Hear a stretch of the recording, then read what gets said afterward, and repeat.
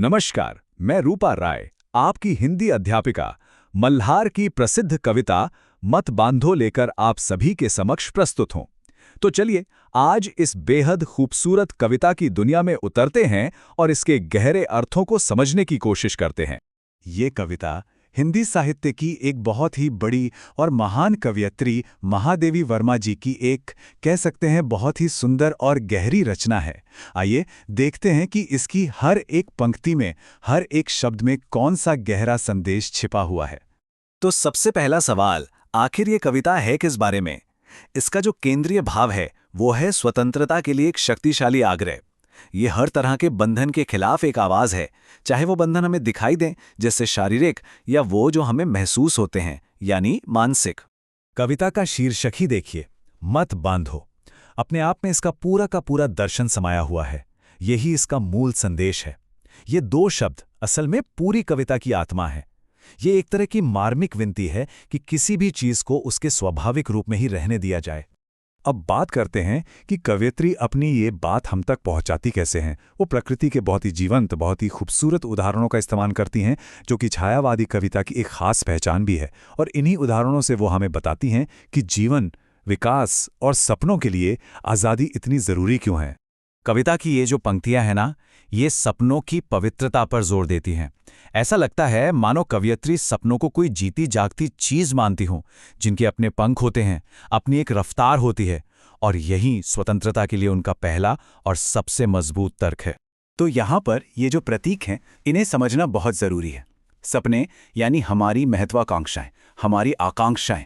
पंख यानी उन सपनों को पूरा करने की हमारी ताकत, हमारी क्षमता।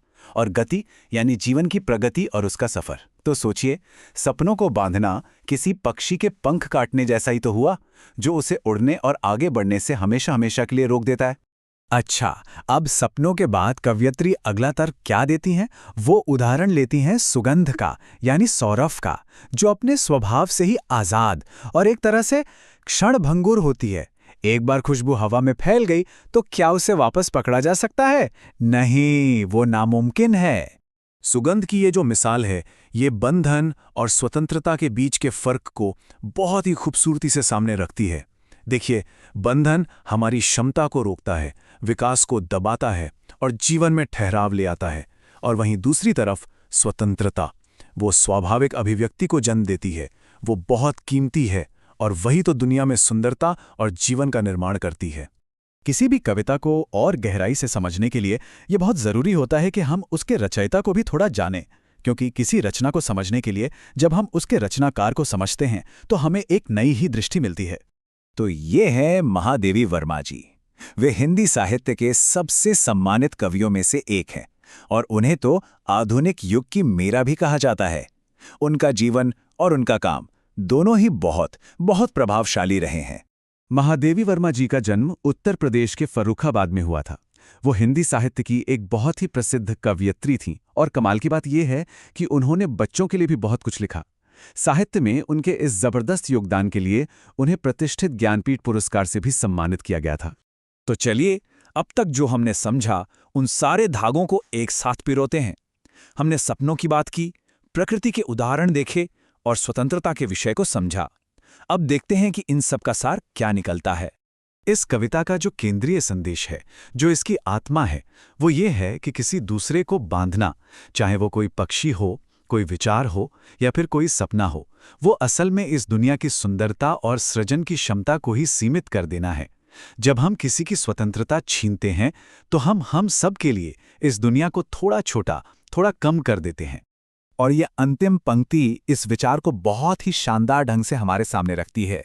कवयित्री कह रही हैं कि अगर हम उन लोगों को ही रोक देंगे जो सिखा सकते हैं, जो प्रेरित कर सकते हैं, तो फिर प्रगति तो अपने आप ही रुक जाएगी। सोचिए जरा, इस धरती को बेहतर बनाने का ज्ञान आगे कैसे बढ़ेगा।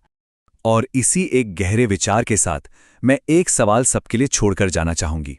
ये जो बंधन है, ये सिर्फ लोहे के पिंजरों में नहीं होते। ये विचारों में हो सकते हैं, समाज में हो सकते हैं, हमारी उम्मीदों में भी हो सकते हैं। जरा सोचिएगा, हमारी दुनिया में और हमारे अपने जीवन में ये बंधन और कहां-कहां मौजूद हैं।